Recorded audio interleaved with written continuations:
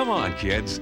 Let Family Home Entertainment take you to the place everyone wants to be. Can't wait to get to Mapletown. My favorite place to be, Mapletown and me. It's Mapletown, a colorful land where bears wear badges, bunnies wear beads, and someone took the candy. Who was it that took the fine wrapped candies from our store? Hey, I really don't know who did it, Mom. Join Patty Rabbit, Bobby Bear, Fanny Fox, and the furry friends of Mapletown in solving this super sweet mystery.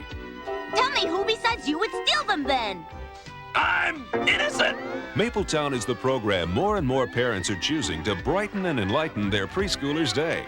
So hop aboard the Mapletown train to the place little kids adore. Watch out for Mapletown, the case of the missing candy, coming your way on video cassette from Family Home Entertainment. Mapletown and me.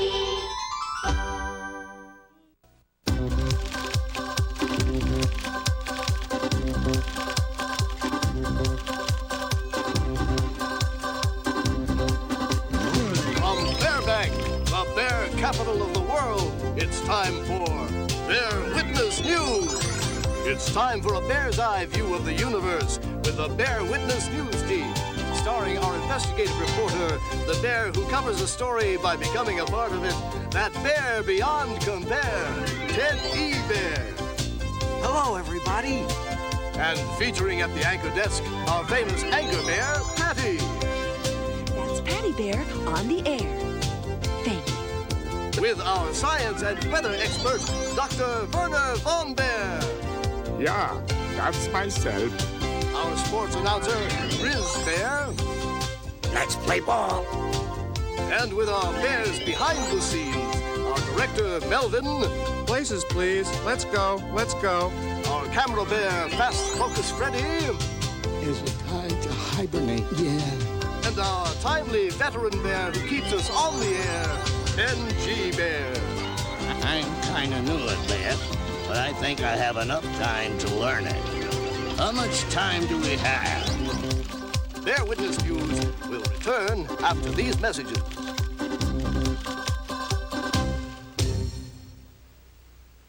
Welcome to Bear Witness News. Today we're going to talk about learning. You know, learning is not something that stops when you finish school. It goes on for your whole life. Learning really means fun, excitement, and adventure. To illustrate that point, here's our investigative reporter, Ted E. Bear, with today's creature feature. Thank you, Patty. I'm sure all the kids out there are attending school, but have you ever been to a school where the students are soaking wet? The other day, I flew the Bear Witness News blimp to California in the United States, to a place called SeaWorld. This is a school where people teach animals and animals teach people. I had a talk with a teacher at one of the park's most popular attractions, the Spooky Kooky Castle Seal and Otter Show. This is Al Garver. Hi, Teddy. Where's your student? His name is Clyde, and he's a California sea lion. During the fall months, Clyde has an opportunity to learn new behaviors for next summer's crowd. Wow. Sea lions learn to do these tricks or behaviors because they are motivated by a reward. And what's the reward? A snack, a delicious little fish. Do you think Clyde likes to learn? Well, why don't you go ahead and ask him? Sure, okay. Clyde, do you like to learn?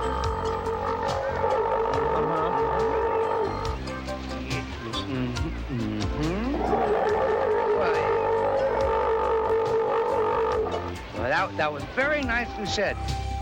Well, now back to you, Patty. He certainly has a lot on his mind. What exactly did Clyde say, Ted? He said learning is easy for him because it's fun. For Clyde, learning and playing are the same thing. Well, that's how everyone should think about learning. Wouldn't you say, Patty? I agree. You're so smart, Ted E. Thank you, Ted, for that fascinating creature feature. Why am I upside down?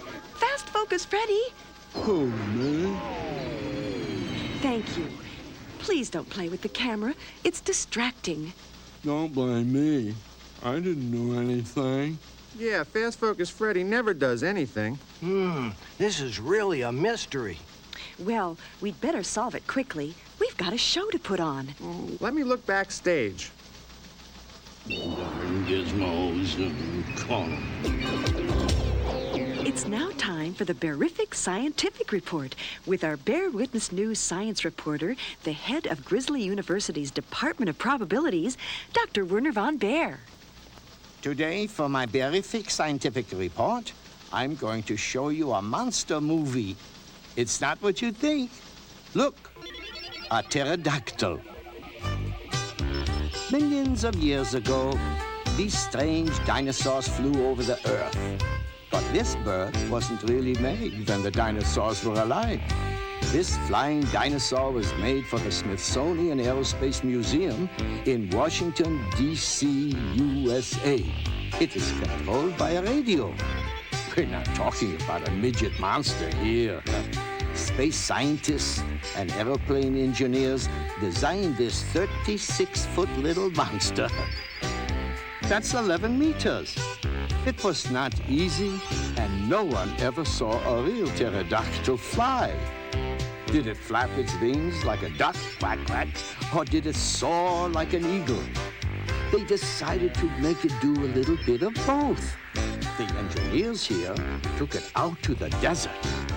There was suspense and anticipation, and up it soared into the wild blue yonder. It was a real success.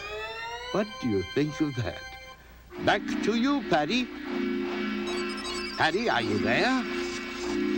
Speak to me. I'm here, Werner. What happened to the lights? Don't worry, Patty. Benji Bear's just having a little trouble adjusting to the fancy new control panel I installed. A little trouble? Look around you. No lights. Yeah, how are the people going to see the rest of our colorful show? And how am I supposed to give my weather report? What am I supposed to say? The weather tonight will be dark? There, you see. I gave Ben the operations manual. It'll take a little time, but he's learning. Yeah, but what if he blows another fuse? That's right. We have a very important visitor coming over. Yeah, the songwriter and musician Bob Snyder. If Benji Bear makes a mistake during our interview with Bob Snyder, well, it would just be unbearable. I'm sure Ben'll do a good job. He'll do a great job, all right. Places, please. Let's go. Let's go. Right now, it's time for the Inside Story. That's when we go behind the scenes to take an in-depth look at a subject. What's the Inside Story today, Ted? Well, Patty, recently I visited a school for professional stunt people. That's where they teach people all those dangerous tricks we see in the movies and on television. Tricks that we should never, ever try to do ourselves. That's right, Patty. And here's Mr. Kohana, the teacher of the stunt school. Hi, Mr. Kahana. Hi, Teddy. How you doing? I'm doing pretty good. This is quite a spot you got here. You train people to do stunts for the movies, That's right. They do some stunts, let me tell you. Learning to fall without getting hurt is really important. That's because falling is used more than any other stunt. Some movies call for hundreds and hundreds of falls. It takes years of special training to learn how to fall like this, so never try any of this on your own. Here are some super high falls. Wow! You know, stunt people are very special. These are professional athletes who plan and time their tricks very precisely. I'm sure you've seen cowboy shows where the guys go flying off their horses. Well, the secret is an invisible harness wrapped around the cowboy called the jerk. The jerk is attached to a long cord, so it pulls the stuntman backwards right out of his saddle. Boy, that cowboy sure bit the dust. But his special training gave him the ability to give a great performance without hurting himself. And that's the inside story. Over to you, Patty. Patty? Yes? Over to you. Is something wrong? I was just thinking, what if there are mistakes when Bob Snyder is here? Oh, don't worry, there won't be any. I hope. But what if you can't teach an old bear new tricks? Come on, Patty. Have a little faith in your fellow bear. Oh, you're right. And we've got work to do. And now here's our weather and science expert bringing us weather from all over the world, Dr. Werner von Baer. It's time for Weather Watch. What kind of weather are we going to watch today, Professor? Well, Patty, today we're going to look at a very dangerous weather condition, the hurricane. A hurricane is an enormous whirling storm that always begins over warm ocean water, like we see here. Fairbanks International Weather Service keeps a close watch on hurricanes. They examine pictures of the storm taken by weather satellites. That way, they can give us a storm warning. And if you ever hear a hurricane warning, take it very seriously, because a hurricane has winds that blow at nearly 130 miles per hour. That's 208 kilometers per hour. That wind can really bear down on you, enough to cause terrible waves and flooding. Once the hurricane moves over the land, it eventually dies down, and life can return to normal. Thank you, Werner von Baer, for that interesting Weather Watch report. You are welcome. Did you know that after a hurricane, you can sometimes see a beautiful rainbow filled with beautiful colors? Wait! I said a rainbow has the beautiful colors. Not me. I'm a bear, not a peacock. Thank you, Werner. That was a colorful story. Too colorful. All right, stop the show. What is it, Patty Bear? We've got to do something about this right away before it's too late. Before Bob Snyder gets here and it ruins everything. But what should we do? What else can we do? Ben works the camera, and I work the control panel. Don't be ridiculous. Ben will be like Old Faithful sooner than you can say, please bear with us. No.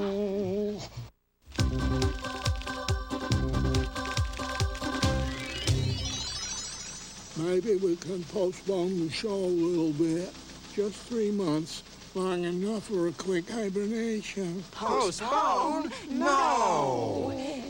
Absolutely not. Just waiting for Ben to make another mistake is turning me into a nervous wreck. Okay then. Let's clear out of here. Let's run over to the Bearatory and cool out over a couple of milkshakes. Bear Witness News. Wait, what are you doing?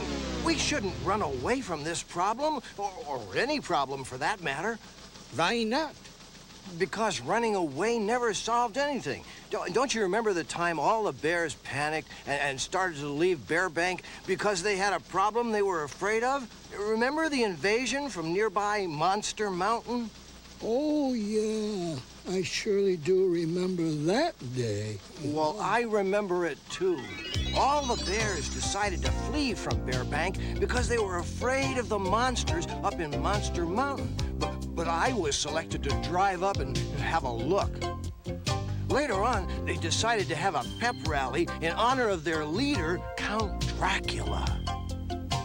I had figured out that the only way to stop them is to not be afraid of them. If you're not afraid, you can conquer all your problems. I am Count Dracula, the most frightening of all monsters. Yeah, but you know, you're not frightening. You're not frightening either. The part of you that's real isn't frightening yet. It's kind of funny. And the part of you that isn't real is in my mind. And it's only as scary as I make it.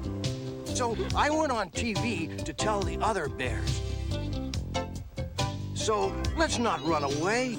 Let's continue with Bear Witness News. Everyone take your places?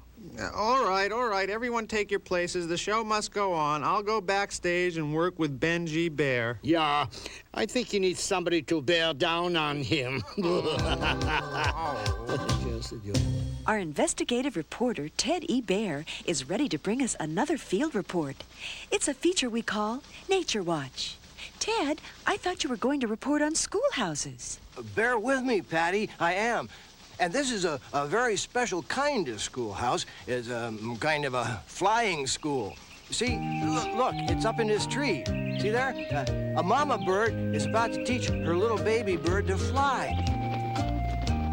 Birds twitch their wings many times before they fly. See? That helps them develop their flying muscles. Did you know that some birds fly over 100 yards on their very first flight? Well, that's an entire football field. I think he's ready for recess. But he's learning, Patty. A schoolhouse doesn't have to be made of desks and chalkboards, and school doesn't have to end in the afternoon. A class is anywhere that people or animals learn about life. That's a tough school. It sure is, Patty. And now, Bear Witness News brings you an exciting update on the world of sports. Bear Witness News sports expert Grizz Bear is standing by with another sports report. Sports sorts reports. A short sports report. Phew, right. Take it away, Grizz. I'm at one of the world's most famous sports stadiums, Dodger Stadium in Los Angeles. And my report is the sad state of baseball. The fans have deserted the game. I don't see anybody, man, woman, or bear. To make matters worse, not even the players have shown up. Here's Dodger manager Tommy Lasorda. Tommy, come on over here. Tommy is one of the best and most colorful in the business. Tommy, how do you explain this pathetic lack of interest among baseball devotees? Easy, Grizz. We're not playing today.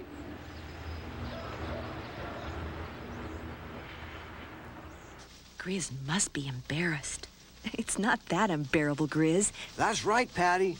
Next, we have... Attention, everyone. Your attention, please. Bob Snyder is on the way. His limousine was last seen driving down Bearbank Boulevard. We're all set, Melvin. But what if Benji Bear makes Bob Snyder flip over or turns him red and blue and green like a rainbow? Oh, don't worry about Ben. You do your job and he'll do his. Update, Bob Snyder is entering the studio. Now, viewers, you're in for a special treat. Today in our celebrity circle, we are proud to welcome Bob Snyder. Take it away, Ted, in the celebrity circle. Hello, Bob, and welcome to Bear Witness News. Hi, Ted. It's a pleasure to be here. Bob, you've been called the world's ambassador to kids. As an internationally acclaimed songwriter and musician, tell me how you began your career. Well, Ted, basically, I began working and writing in the pop music field. Actually, I'm a self-taught musician. But about 9 years ago, I started working with kids in the school systems in Toronto, Canada, where I live. Well, that's fantastic. How did you teach yourself to play guitar? I started, picking up the guitar and started to play it. I got some guitar books, learned some guitar chords, and then I would listen to my favorite rock bands and records and just play along. Bob, tell me about your interest in children's music. Well, I feel really, really blessed, Ted, to have found this special communication through my music with the kids. And actually, my music is not just for the kids, it's for everybody. At my shows, I like to call them family concerts, you see, because there's grandparents and then there's the parents, but most of all, kids. Speaking of kids, tell me about the Rainbow Kids. I'm glad you asked about them, because I just love the Rainbow Kids. See, wherever I perform and I travel throughout the world doing concerts, I usually work with local kids in each city who perform with me. And I work with them the day before the show. I rehearse with them about an hour and a half, and the next day they're stars on stage with me, and they're the Rainbow Kids. And you know what? I bet there's some of your viewers watching this right now who maybe someday could be a Rainbow Kid. Did you ever think about having a rainbow bear? Rainbow Bear? Never thought of that. It has a nice ring. I bet you know some nifty tunes, huh, Ted? You mean like that Bruce Bearstein tune, Bear in the USA?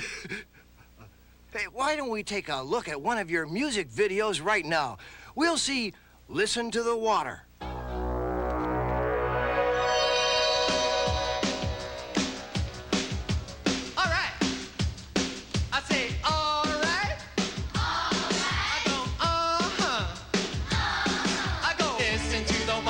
Listen to the water rolling down.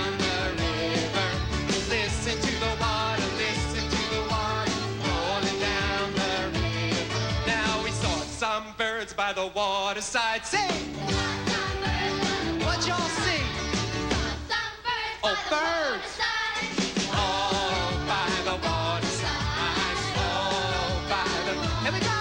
And listen to the water, listen to the water rolling down the... Sing it again. Hey, got to roll to the road, gotta roll down, rolling down the river.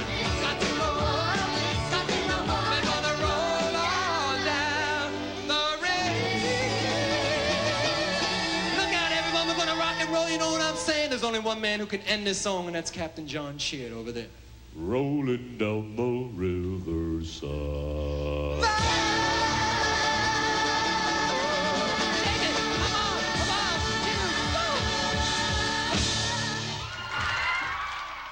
Bob, I really liked that. How did you create Listen to the Water? Well, that was the very first song that I made up with young people. I was on a field trip with some kids in a park near Toronto, and we were passing a flowing stream of water, and the melody just came to me. I just started singing it. I listen to what the kids say, see anything they say is just fine with me, and incorporate their ideas into the songs. My job really is just to unlock the joy, and most of all, to make sure the kids feel good about who they are and what they're doing. And when I do that, nice things happen. Bob, you're very talented, even if you're not a bear.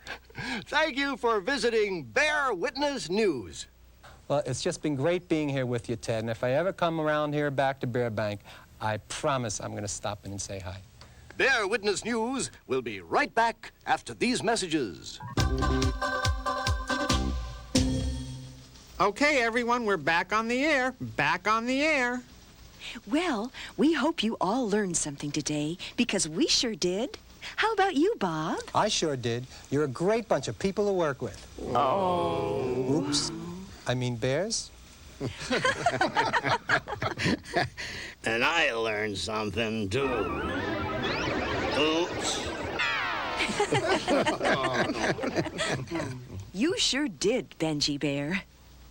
Well, from all of us at Bearbank to all the viewers around the world, until next time, this has been Bear Witness News.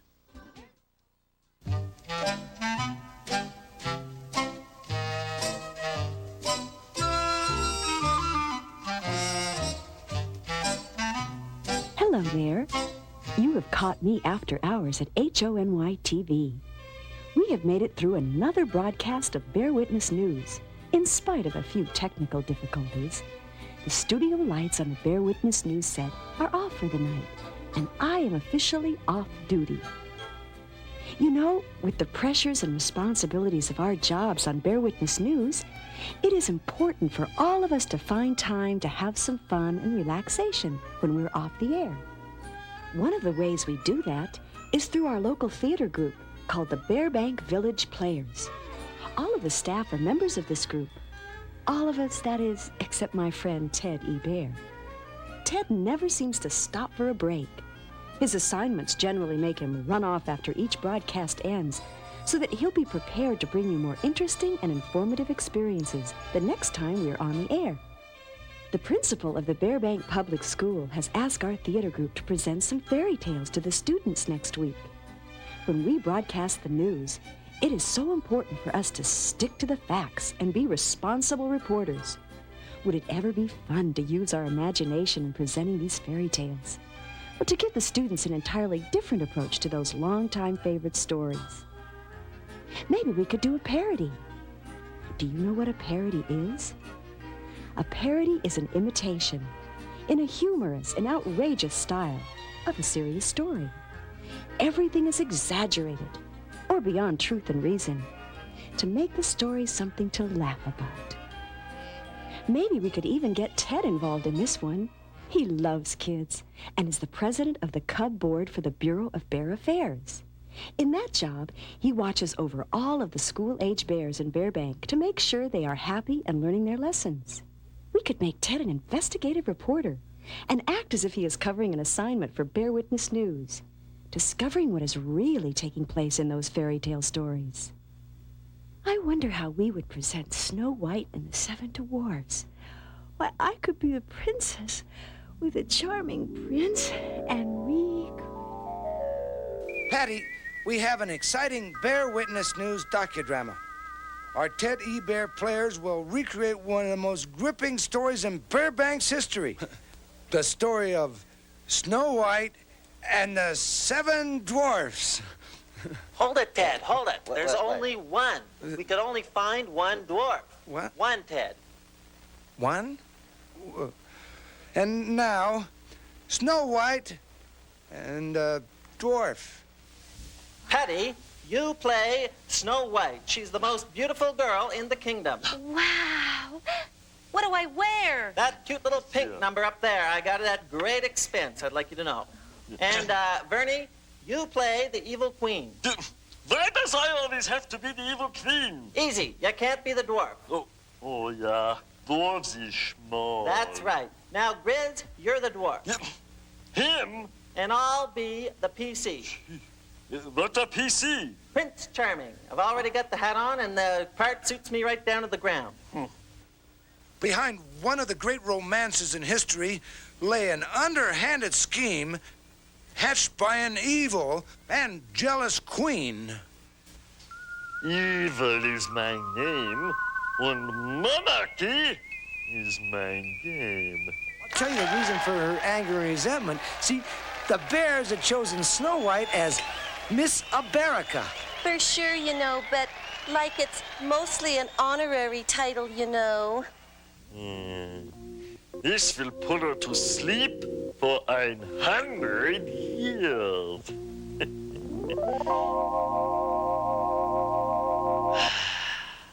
Hey, Snow, I'm going down for a bucket of burgers. You look out for yourself, okay? I heard on the news there's some kind of weirdo in the neighborhood. Some kind of evil queen. For sure, like, don't worry. I'll be at the gym all day.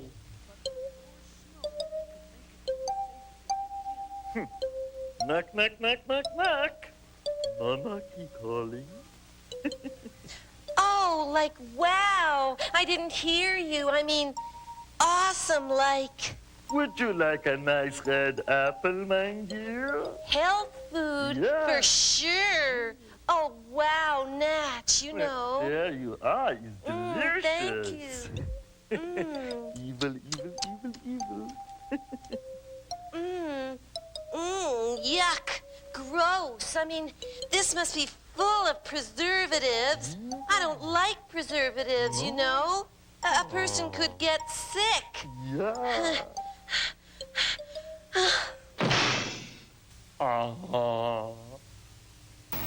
Sure enough, the Wicked Witch's evil scheme worked. Snow White ate the toxic apple filled with unhealthy preservatives and fell asleep. Aha! It's Snow and she's asleep. A toxic apple filled with preservatives. This must be the work of the evil queen. So the dwarves saw that Snow White was a victim of the Wicked Witch's evil scheme. He could see that without outside help, she was in for a very long sleep. Hey, Slick! You call me, Shorty? Yeah, are you a Prince Charming? Well, does a bear walk in the woods or what? Well, the Wicked Queen fed Snow White here a toxic apple, and I thought maybe if you gave her a kiss, you might be able to wake her up, you know? Hey, what do you think I am? Some kind of toxic waste cleanup committee? You Well, know how many toads I've kissed today? Hey, a babe in the woods sure beats toads.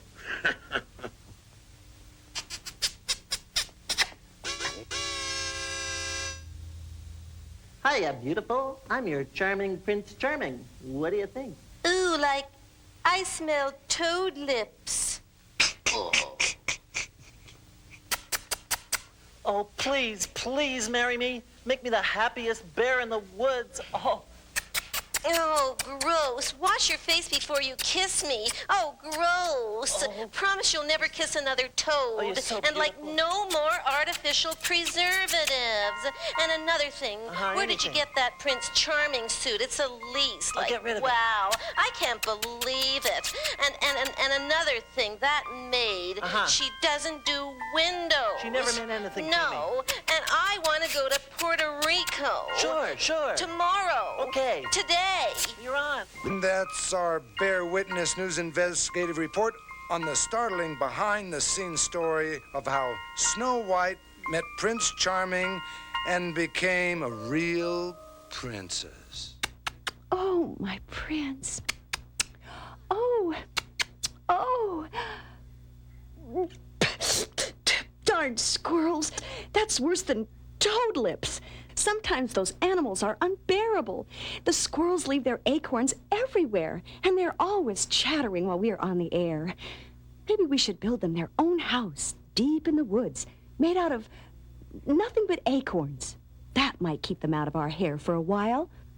Now, if it were my house, I'd build it out of something tastier, like honeycomb or gingerbread. Isn't there a fairy tale about a gingerbread house with a wicked witch? I just imagine what a great news report that would make.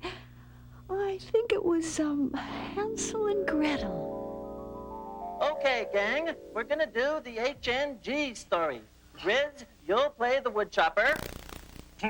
I will play any part as long as I don't have to be the Wicked Witch. Good, Bernie, you're the Wicked Witch. Patty, you'll be Gretel. Why would anybody name a girl Gretel? I don't know. And I'll play the handsome and charming Hansel. We're ready! The tragic events begin on June 33rd when Hansel and Gretel walked into the woods near their suburban home. So they wouldn't get lost, Hansel, he left a trail of bread slices. Bread slices? Sure, I knew a guy that did this in New Jersey once, and it really worked. Yeah. But unknown to the pair, somebody stole the bread. Wow. Look, Gretel. It's so cute. It was then that they spotted a strange and wonderful house in the forest. Aluminum? Gingerbread. Builders will cut costs wherever they can these days. Oh! Got you! Who are you? I am the most evil and wicked witch you'll ever meet. It's my card. Evil. Yeah, I'm also the last wicked witch you'll ever meet. Bear Witness News has learned that a key figure who changed the course of history was an obscure woodchopper. He had been clearing the land for a new subdivision nearby. Hey, I said a woodchopper was working, not eating. I said working in the forest. Oh, that's my cue. Wow.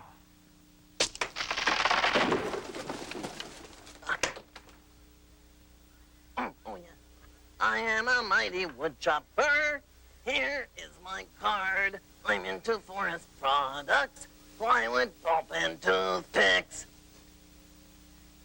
Hey, smells like somebody's stirring up gingerbread. Too early for the lunch truck. Maybe I'd better look into this. Yeah. Let me see here. Shaken bear. Yeah. Nine.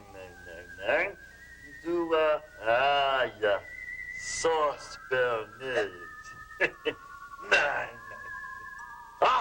Ja, das ist gut. Ginger bear. You and your stupid bread slices. Oh. Will you give me a break? We're gonna be parquet flooring here. Okay. Come on, sweeties. Indigo. Let's go. Hop in. Come on. Yeah. Come on. Don't be stubborn. Hey, what is this? Some kind of new fast food joint? Aha! 2 little bears in peril. This is a job for woodchopper. Freeze, woodchopper. Freeze, woodchopper? Yeah, well, I thought it'd sound a little more dramatic, you know, like Miami Vice. Hands over your hat, up against the oven. Don't move. Bear Witness News was the first to break this story, resulting in a crackdown by the Federal Bureau of Digestion. You got the right to remain silent and the right to an attorney. Curtain mercy. What kind of a breadhead would leave bread slices in the stupid forest? I didn't write this, turkey. Okay, that's a wrap. Let's go, let's go. As a result of our Bear Witness News expose, there are no fast food gingerbread houses today. If gingerbread is made today, it's made the old-fashioned way. They burn it. Now, isn't that better than a bunch of dumb old acorns? Well, I hope you enjoyed our little trip into the world of imagination, in spite of the scary witches. I wonder if the principal would allow us to do something like that. Sometimes it's nice to let your imagination go and see where it'll lead you. Maybe you could be a prince or a princess, or perhaps you will discover some interesting friends along the way. So, from Professor Von Bear, Melvin, Grizz, Ted E. Bear, myself, and the rest of the Bear Witness News team, so long for now from Bearbank, the bear capital of the world. And don't forget that funny word, parody. That means funny.